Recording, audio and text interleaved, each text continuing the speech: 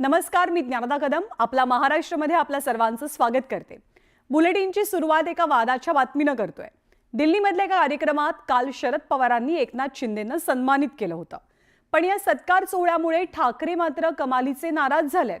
ज्या शिंदेंनी ठाकरेंना दुखावलं त्या शिंदेंचं पवारांकडनं झालेलं कौतुक ठाकरेंच्या काही पचनी पडलं नाही आणि दिल्लीतल्या कार्यक्रमाच्या झळा मातोश्रीपर्यंत कशा पोहोचल्या ते आपण या रिपोर्टमधनं पाहणार आहोत।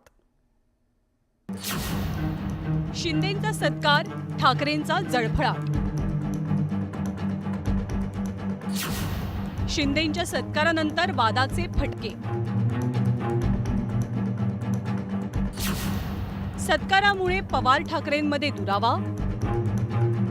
व्यासपीठ होतं मराठी साहित्य संमेलनाशी निगडीत। ठिकाण होतं दिल्ली।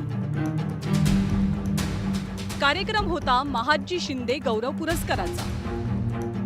महाराष्ट्रापासून 1300 किलोमीटर दूर अंतरावर पार पडलेल्या कार्यक्रमाचे पडसाद मात्र महाराष्ट्राच्या राजकारणात अगदी जोरदार उमटले।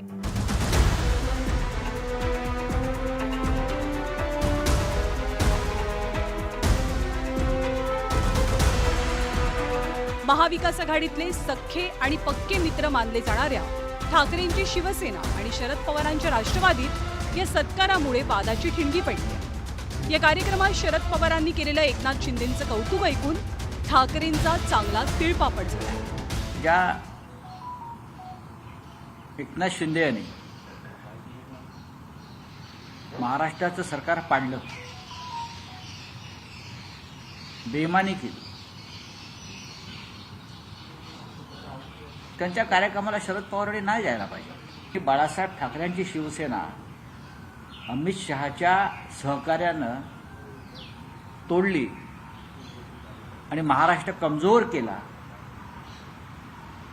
अशांना आपण सन्मानित करता।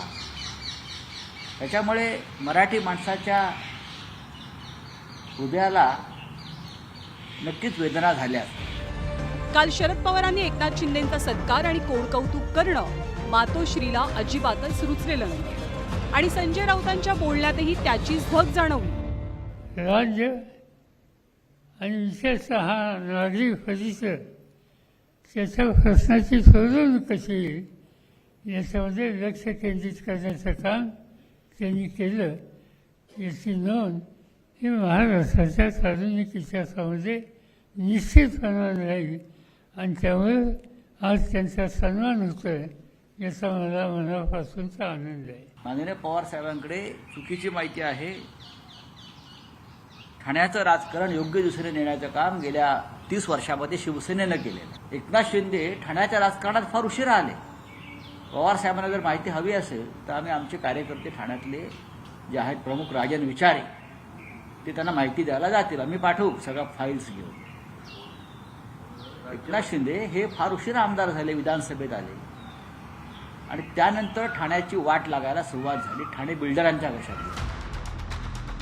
शिंदेंच्या सत्कारावरनं ठाकरेंच्या झालेल्या जळफळाटावरती संजय राऊतांवरती आता बोचरी टीका होते। जर राऊत म्हणतायत ना की पवार साहेबांनी आदरणीय शिंदे साहेबांचा सत्कार केलेला मला पटलेलं नाही आणि ते नको करायला पाहिजे होतं, म्हणजे पवार साहेबांनी घेतलेल्या भूमिकेपेक्षा विसंगत भूमिका राऊतांची आहे ना, मग राऊतांना म्हणा महाविकास आघाडीतनं बाहेर पडाला। उद्धव ठाकरे का बोलत नाही? मला असं कधी कधी शंका वाटते, संजय राऊतकडे त्यांचं काहीतरी गुपित आहे। नसता संजय राऊत अशा पद्धतीचे स्टेटमेंट जर शिवसेना प्रमुख हयात असताना जर केले असते ना, आतापर्यंत कुठे लात मारली असती आणि कुठे फेकलं असतं हे अख्ख्या महाराष्ट्राला माहिती आहे, उद्धव साहेबांना सुद्धा माहिती आहे। बाळासाहेबांनी आवडलं असतं। खरं तर महाविकास आघाडीच्या स्थापनेत शरद पवार आणि संजय राऊतांची भूमिका महत्त्वाची होती। महाविकास आघाडीतील तीनही प्रमुख पक्षांना एकसंध ठेवण्याचं काम आजवर पवारांनी केलं। इतकंच काय, पण महाविकास आघाडीच्या स्थापनेनंतर उद्धव ठाकरेंच्या गळ्यात मुख्यमंत्री पदाची माळही शरद पवारांनीच घातली होती। त्यामुळे एकीकडे हा सगळा इतिहास असताना अचानक ठाकरेंच्या सेनेनं पवारांना टार्गेट केल्यामुळे राजकीय वर्तुळात वेगळ्याच चर्चा सुरू झाल्या। Bureau report, news 18 Lokmat.